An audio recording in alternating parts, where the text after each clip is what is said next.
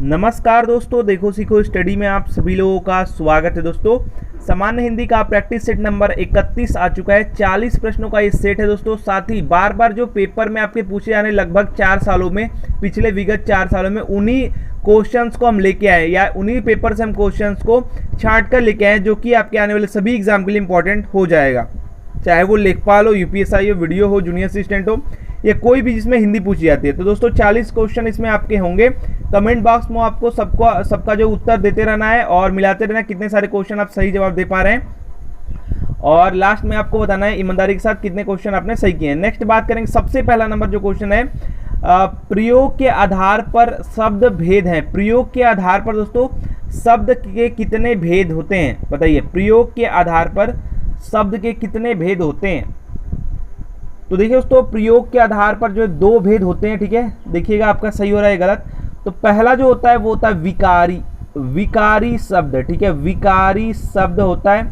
और दूसरा जो होता है वो होता है अविकारी, ठीक है, अविकारी। पहला होता है विकारी और दूसरा होता है अविकारी शब्द, ठीक है। 2 होते हैं। विकारी वो है जो है लिंग के आधार पर, वचन, कारक, ये सब के आधार पर इनमें परिवर्तन हो जाएगा। और अविकारी कौन है? जिसमें परिवर्तन नहीं होगा लिंग, वचन, कारक के आधार पर, ठीक है। तो जिसे आपका विकारी में जो आपका हो जाएगा संज्ञा हो जाएगा, सर्वनाम, विशेषण और क्रिया हो जाएगा। और अविकारी में कौन सा हो जाएगा? संबंध बोधक, समुच्चय बोधक, क्रिया विशेषण, विस्मयादि बोधक, ये सब आपका हो जाता है। नेक्स्ट बात करेंगे, दूसरा नंबर क्वेश्चन, पनही शब्द का तत्सम रूप है। पनही शब्द का तत्सम रूप है, बताइए तो कौन सा है? पनही शब्द का तत्सम रूप है। जिन लोगों को पता होगा पनही मतलब क्या होता है, कमेंट बॉक्स में बता सकते हैं। तो देखिए इसका जो तत्सम रूप होता है संस्कृत वाला, वो हो जाएगा आपका उपानह। उपानह होता है, ठीक है। उपानह जो है तत्सम रूप है पनही शब्द का, ठीक है। नेक्स्ट बात करेंगे, उद्यान का शुद्ध जो है वर्ण विच्छेद क्या होगा? उद्यान का जो है शुद्ध वर्ण विच्छेद क्या होगा? वर्ण विच्छेद यानी एक एक करके जो तोड़ रहा है वो कौन सा इसमें से राइट होगा उद्यान का? तो देखिए उद्यान का जो है आपका वर्ण विच्छेद होगा वो ऊ होगा, ठीक है, उस छोटा ऊ। उसके बाद जो है आपका आधा द 1 2 ठो में है। फिर आपका आधा य भी होगा, ठीक है। तो आधा ये किस में है? ये आपका ऑप्शन नंबर जो है सी सही होता दिखाई दे रहा है। ऑप्शन नंबर सी, ऊ रहेगा आधा द, आधा य, फिर उसके बाद आ, फिर आधा न, ठीक है। और यहाँ पर उद्यान जो राइट आंसर हो जाएगा वो हो जाएगा ऑप्शन नंबर सी में आपका राइट है, वर्ण विच्छेद। नेक्स्ट जो क्वेश्चन है तो सरयुर्मी जो है इसका संधि विच्छेद, यानी आपको संधि विच्छेद बताना है। यहाँ पर जो मैं पूछ रहा हूँ यहाँ पर संधि पूछा गया है। संधि पूछा गया था पेपर में कि सूर्योर्मी में कौन सी संधि होगी, इनमें से बताइए। सूर्योर्मी में कौन सी संधि होगी बताइए। तो ध्यान दीजिए दोस्तों, यहाँ पर जो है सरयुर्मी जो है, सरयुर्मी में आपका हो जाएगा सरयू धन ऊर्मी, ठीक है। ये हो जाए आपका सरयुर्मी। और यहाँ पर अगर आप देखें तो ये बड़ा ऊ है, यानी बड़ा ऊ धन बड़ा ऊ बराबर बड़ा ऊ ही होगा। और ये जो है आपका कौन सा हो जाएगा? दीर्घ स्वर संधि, ठीक है। Option number A right answer हो जाएगा। नेक्स्ट बात करें, निम्न में से किस धातु से भाषा बनी है? निम्न में से किस धातु से भाषा बनी है, बताइए तो। भाषा जो है वो किस धातु से बनी है? तो भाषा में आप समझ ही रहे हैं, भाष दिया हुआ है, इसमें जो है आप प्रत्यय जो है आ लगा देंगे तो भाषा आपका हो जाएगा। ऑप्शन बी जो है राइट आंसर हो जाएगा। नेक्स्ट बात करेंगे, धातुष्मा में प्रयुक्त संधि है। धातुष्मा में कौन सी संधि है? ये एक बार और हम ले चुके हैं धातुष्मा वाला। धातुष्मा में कौन सी संधि है? तो यहां पर आ जाएगा आपका धातु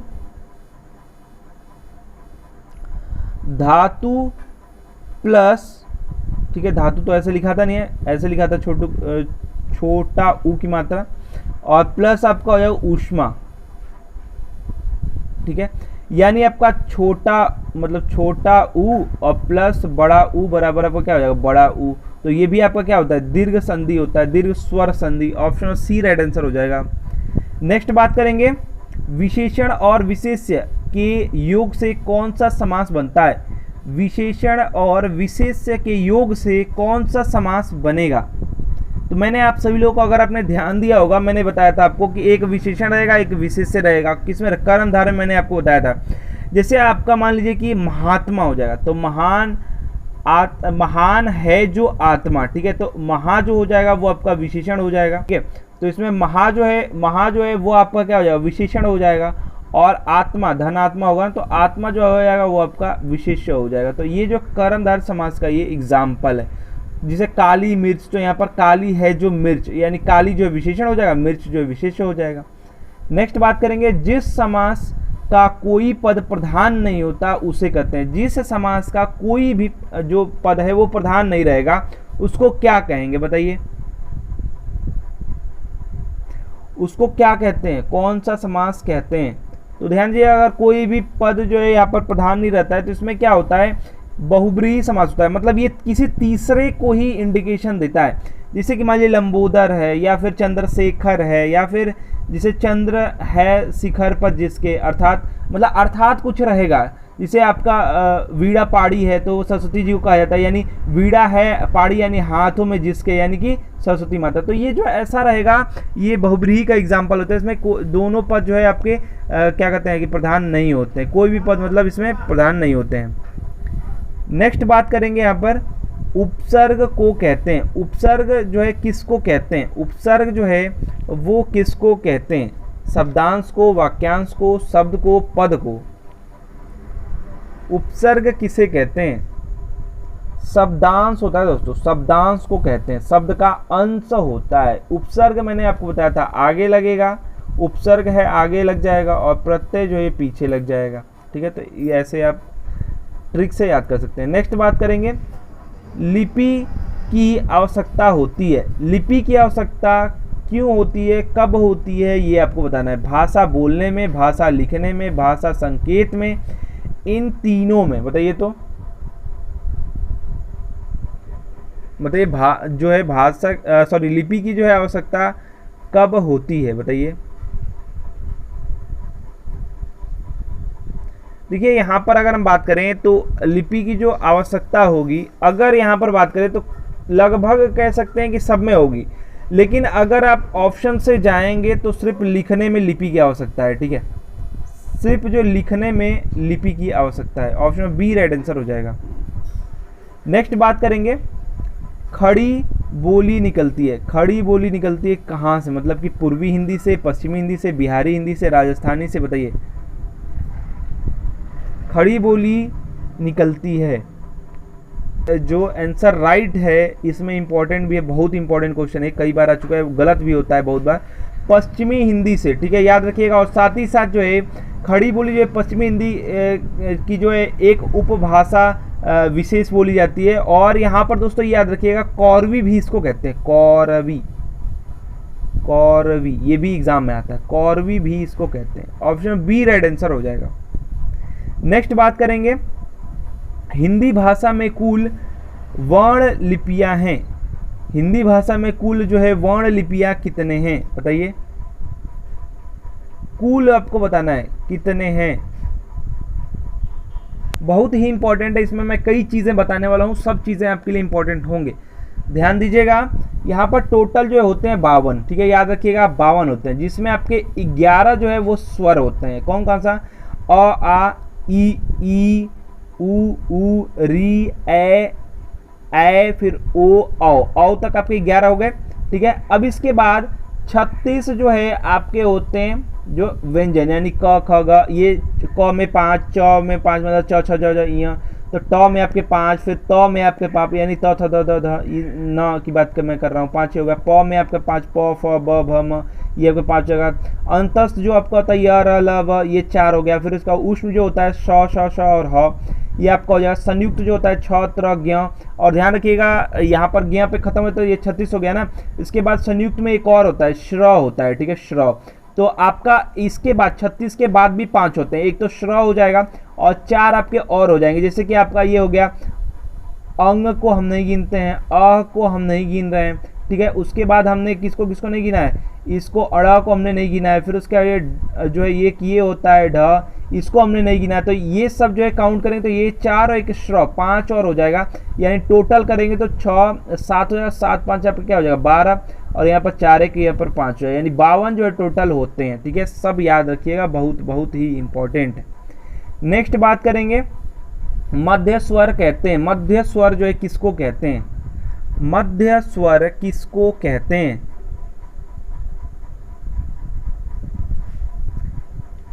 देखिए अगर मध्य स्वर की बात करें तो ये कहते हैं आप अ को, ठीक है, जीभ उठने के आधार पर जो है उच्चारण में अ को मध्य कहते हैं, मध्य स्वर कहते हैं। ठीक है, अ। नेक्स्ट बात करें, नेक्स्ट है निम्न में कंठ वर्ण है। कंठ वर्ण कौन सा है बताइए तो? निम्न में कंठ वर्ण इनमें से कौन सा है? देखिए कंठ वर्ण जो है इसमें से हो जाएगा अ, ह, ये सब आपका कंठ हो जाएगा। ठीक है, अ, ह और विसर्ग, ठीक है, ये आपका हो जाएगा, यानी अह जो है ये जो या विसर्ग जो ये लगता है ये आपका हो जाएगा कंठ वर्ण। ठीक है, और यहाँ पर अगर बात करें ई और य और श जो दिया है ये आपका तालु है। ठीक है, फिर उसके बाद जो है आपका जैसे ये आपका हो गया, ये तालु हो गया, फिर उसका री ए और श जो है ये जो है आपका मूर्धन्य है, मूर्धन्य है। ठीक है, और ये आपका री जो है री, और उसके बाद श और ल जो है ये आपका दंत है। ठीक है, या वत्सर्य भी इसको कहते हैं। तो ये सब भी इंपॉर्टेंट है। नेक्स्ट बात करेंगे आधा र प्लस म का रूप आपको बताना है, क्या होगा बताइए तो? क्या होगा बताइए, क्या बनेगा? तो देखिए दोस्तों यहाँ पर जो राइट आंसर हो जाएगा वो हो जाएगा उड़ंतुआ र वाला। ठीक है, ये आपका हो जाएगा म के ऊपर। ठीक है, ऑप्शन सी राइट आंसर हो जाएगा। चलिए दोस्तों काउंट करते रहिए कितने सारे क्वेश्चन आपने सही किए हैं। नेक्स्ट है प्र में पूर्ण वर्ण है, जो है प्र में जो है पूर्ण वर्ण कौन सा है इनमें से बताइए? प्र में कौन सा जो है पूर्ण वर्ण है? देखिए प्र में जो है ना, ध्यान दीजिएगा, प्र में अगर बात करें तो पूर्ण जो है ये आपका र है। ठीक है, र जो है ये आपका जो है इसमें पूर्ण है, और जो है प जो है यहाँ पर आधा है, अपूर्ण है। ठीक है, तो यहाँ पर जो है आपका पूर्ण वर्ण जो है ऑप्शन बी राइट आंसर हो जाएगा। किस विराम चिन्ह का घोतक है, मतलब ये जो कोष्टक है ये किसका होगा बताइए? ये तो देख के ही आपको समझ में आ रहा है कि ये क्या है। तो ये तो सबको ये आंसर दे देना चाहिए, सबका आंसर मुझे चाहिए, बहुत ही आसान है। ध्यान दीजिए ये तो कोष्टक है, आपको दिख रहा है, ऑप्शन नंबर ए में बताया गया कोष्टक चिन्ह है। नेक्स्ट बात करेंगे राम आम खाता है में वाच्य का कौन सा रूप है? कौन सा इसमें वाच्य का रूप है बताइए तो? राम आम खाता है, तो ये खाना जो है देखिए इसमें जो है राम जो है इसमें है, तो यहाँ पर आप जो है कृतवाच्य कर देंगे बहुत ही आसानी से, option number A right answer हो जाएगा। नेक्स्ट बात करेंगे वह खा रहा था में खा रहा था कौन सा काल है? अब खा रहा था आपको देख करके ही समझ में आ रहा है, इसमें चारों ऑप्शन में आपका जो है भूत ही दिया है, तो बताइए कौन सा भूतकाल है बताइए तो? कौन सा भूतकाल है इसमें? देखिए इसको जो है अपूर्ण भूतकाल कहेंगे। ठीक है, अपूर्ण भूतकाल है इसमें। ठीक है, रहा रहेगा ना, रहा रही, तो अपूर्ण जो है आपका भूतकाल हो जाएगा। या देखिए खा चुका रहता तो हम कह देते खा चुका था, अगर कह देता राम आम खा चुका, या वह खा रहा था, या खा चुका था, रहा है ना यहाँ पे, खा चुका था अगर होता तो पूर्ण भूतकाल हम मार देते। ठीक है, नेक्स्ट बात करेंगे यहाँ पर आपको बताना है कि एफिडेविट जो है इसको हिंदी में क्या कहते हैं? एफिडेविट जो है आप कई बार सुने होंगे, एफिडेविट बना के लेके आओ, इसका जो हिंदी में इसका मतलब क्या होता है? ये होता है शपथ पत्र। ठीक है, मैं ये घोषणा करता हूं कि अगर ये गलत हो गया तो ये सब नहीं होता है, तो सब जिम्मेदारी मेरी है सब। नेक्स्ट बात करेंगे राम ने कहा कि मैं घर जाऊंगा, मैं घर जाऊंगा कौन सा वाक्य है? मैं घर जाऊंगा जो है कौन सा वाक्य है? तो देखिए दोस्तों यहाँ पर जो है मैं जो है आपका घर जाऊंगा, इसमें घर जाऊंगा जो है ये पूछा था, तो यहाँ पर जो है क्रिया में विस्तार है, जो कि क्या कहलाता है, क्रिया उपवाक्य कहलाता है, क्रिया में विस्तार है। ठीक है, ऑप्शन नंबर आपका डी राइट आंसर हो जाएगा। मिलाते रहिए, काउंट करते रहिए। नेक्स्ट बात करेंगे, इलाहाबाद में बोली जाने वाली बोली क्या कहलाती है। इलाहाबाद में बोली जाने वाली जो बोली है वो क्या कहलाती है, बताइए।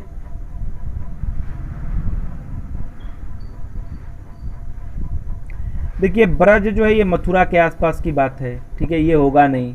ठीक है, कह सकते हैं भोजपुरी अवधि, लेकिन आपको एक्यूरेट आंसर देना है, एकदम एक्यूरेट जो आंसर आपको देना है वो देना है आपका अवधी, बघेली या छत्तीसगढ़ी। जो है ये आपका जो है पूर्वी हिंदी के 3 बोलियां हैं, और पूर्वी हिंदी की जो है इसमें से एक अवधि आपको ऑप्शन नंबर ए में दिया है, सॉरी बी में दिया है, तो option number B right answer हो जाएगा।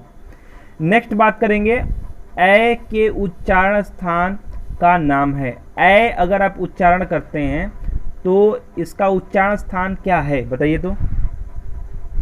ए बताइए। तो ये जो है कंठ तालव्य, यानी कंठ और तालु दोनों, कंठ तालव्य, option number D right answer हो जाएगा। इन्हें अग्र स्वर भी कहते हैं। ठीक है, नेक्स्ट बात करेंगे, उड्डयन का संधि विच्छेद होगा। उड्डयन का संधि विच्छेद कौन सा होगा, उत्त वाला होगा। उत्त ये नहीं होगा, उत्त में आपका, और यही 2 आपका दिया है, उत्त धन डयन, ऑप्शन नंबर आपका ए राइट आंसर हो जाएगा। ठीक है, ये ए राइट आंसर हो जाएगा, आपका व्यंजन संधि है। नेक्स्ट बात करेंगे, चूरन किस प्रकार का शब्द है। चूरन जो है ये किस प्रकार का शब्द है, सभी लोग बताइए। चूरन जो है ये किस प्रकार का शब्द है। ये जो है तद्भव है, किसका भैया, ये तद्भव है, किसका है, चूर्ण का है। चूर्ण का जो है ये तद्भव है। ठीक है, चलिए नेक्स्ट क्वेश्चन, मतलब तत्सम इसका जो चूर्ण हो जाएगा। नेक्स्ट बात करेंगे, चौकड़ी भूल जाना मुहावरे का अर्थ है। चौकड़ी भूल जाना मुहावरे का अर्थ क्या होगा, बताइए। चौकड़ी भूल जाने का अर्थ होगा राह न सूझना। राह न सूझना, कोई रास्ता नहीं समझ में आ रहा तो कहेंगे चौकड़ी भूल जाना, राह न सूझना, option number A right answer हो जाएगा। नेक्स्ट बात करेंगे, वैमनस्य शब्द का विलोम होगा। वैमनस्य शब्द का विलोम कौन सा होगा। वैमनस्य शब्द का विलोम कौन सा होगा, सभी लोग बताएंगे। वैमनस्य शब्द का विलोम कौन सा होगा, हो जाएगा सौमनस्य। सौमनस्य, option number B right answer हो जाएगा, ऑप्शन नंबर बी सौमनस्य। ठीक है, नेक्स्ट बात करेंगे, जस दुल्ह तस बनी बारात, कहावत का अर्थ आपको बताना है। जस दुल्ह तस बनी बारात, ये जो है इसका अर्थ आपको किस ऑप्शन में दिया हुआ है। जैसे खुद वैसे साथी। ठीक है, जैसे खुद वैसे साथी, ऑप्शन नंबर बी। नेक्स्ट बात करेंगे, जो धरती फोड़कर जन्मता है। जो धरती फोड़कर जन्मता है उसको क्या कहते हैं। जो धरती फोड़कर जन्मता है उसको क्या कहते हैं, उद्भिज। उद्भिज कहते हैं, याद रखिएगा, उद्भिज, ऑप्शन नंबर डी बहुत इंपॉर्टेंट है, कई लोग स्वयंभू मार देते हैं, option number D right answer होगा, उद्भिज। नेक्स्ट बात करेंगे, पृष्ठांकन का अंग्रेजी अनुवाद, मतलब अंग्रेजी में इसको क्या कहते हैं, पृष्ठांकन को, बताइए अंग्रेजी में क्या कहते हैं पृष्ठांकन को।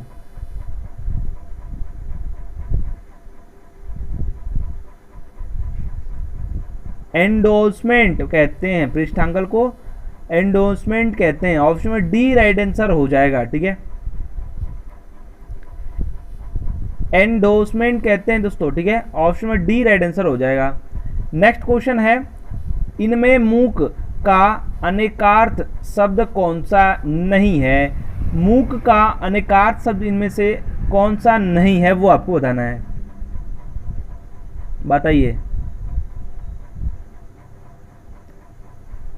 देखिए अगर गूंगा की बात करें तो मुक बाधिर आपने सुना है, ये होता है, चुप भी होता है, शांत भी होता है, जबकि विवश नहीं होता है। ठीक है, विवश नहीं होता है, ऑप्शन में डी राइट आंसर हो जाएगा, इसका मतलब बाध्य होता है।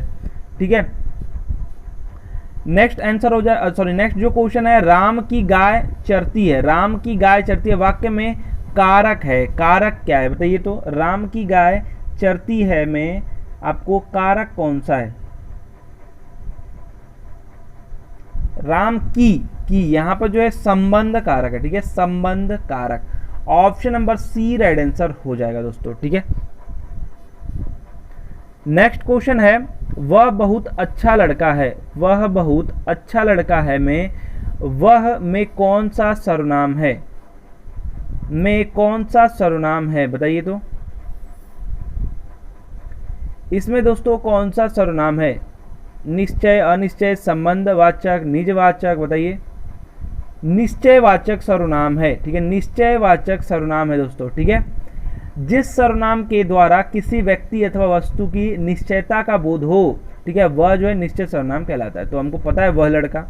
नेक्स्ट बात करेंगे, अनुमान का विशेषण होगा, अनुमान का विशेषण क्या होगा? अनुमानित, अनुमानित, ठीक है, अनुमान का विशेषण हो जाएगा अनुमानित, अनुमानित व्यवस्था थी, ठीक है। नेक्स्ट बात करेंगे, जब पानी बरसता है तब मेढक बोलते हैं, में जब पानी बरसता है कौन सा वाक्य है? जब पानी बरसता जो है इसमें कौन सा वाक्य है बताइए। तो क्रिया विशेषण वाक्य है, ठीक है, क्रिया विशेषण वाक्य है, उपवाक्य, ठीक है, क्रिया विशेषण उपवाक्य है ये, ठीक है, जहां जो है कालवाचक क्रिया विशेषण का प्रयोग हुआ है, ठीक है। नेक्स्ट बात करेंगे, इनमें से स्वर्ग का परवाची कौन सा नहीं है? कौन सा है जो कि स्वर्ग का परवाची नहीं है? सभी लोग बताइए। देखिए परवाची जो है स्वर्ग का नहीं है, वो है आपका त्रिदीव, जो है ये स्वर्ग का परवाची नहीं है। त्रिदशालय है, गो है, नाक है, ये सभी जो है आपके स्वर्ग के जो है पर्याय या पर्यायवाची हैं। देवलोक, बैकुंठ, सूरपुर, ये सब जो आपके पर्यायवाची होते हैं। नेक्स्ट बात करेंगे, महादेवी वर्मा को किस पुस्तक पर ज्ञानपीठ पुरस्कार मिला था? कौन सी पुस्तक पर जो है महादेवी वर्मा जी को मिला था ज्ञानपीठ पुरस्कार?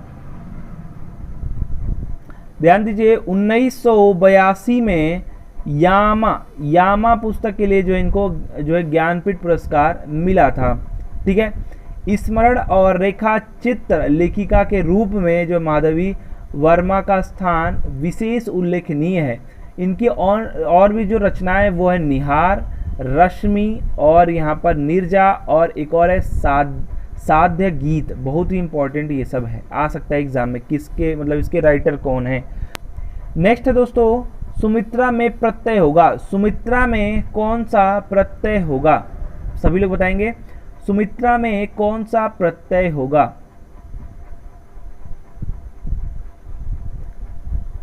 आ प्रत्यय होगा, आ प्रत्यय होगा, ऑप्शन नंबर ए, ठीक है। सुधन मित्र धन आ, मित्र धन आ, सुमित्रा हो जाएगा, ठीक है, सुधन मित्र धन आ, ऑप्शन नंबर ए।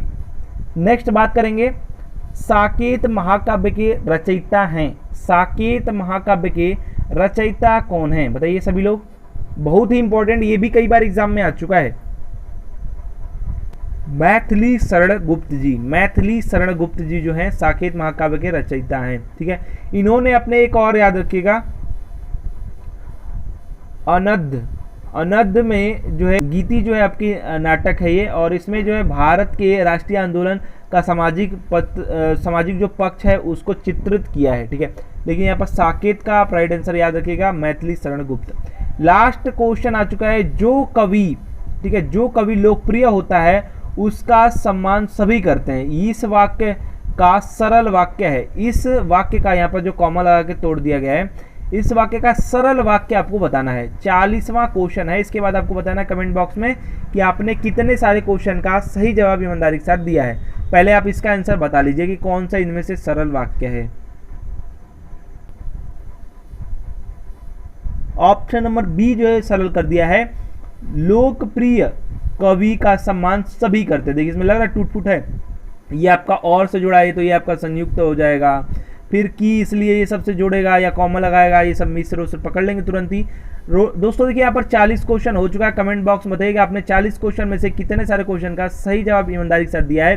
साथ ही साथ आपको ये 31 नंबर प्रैक्टिस सेट कैसा लगा कमेंट बॉक्स में जरूर बताइए। आपके कुछ सुझाव सजेशन हो कमेंट बॉक्स में लिख सकते हैं। अधिक से अधिक वीडियो को लाइक कीजिए, शेयर कीजिए, हमें मोटिवेशन देते रहिए। हमारा वीडियो देखने के लिए आप सभी लोगों का फिर से बहुत बहुत धन्यवाद।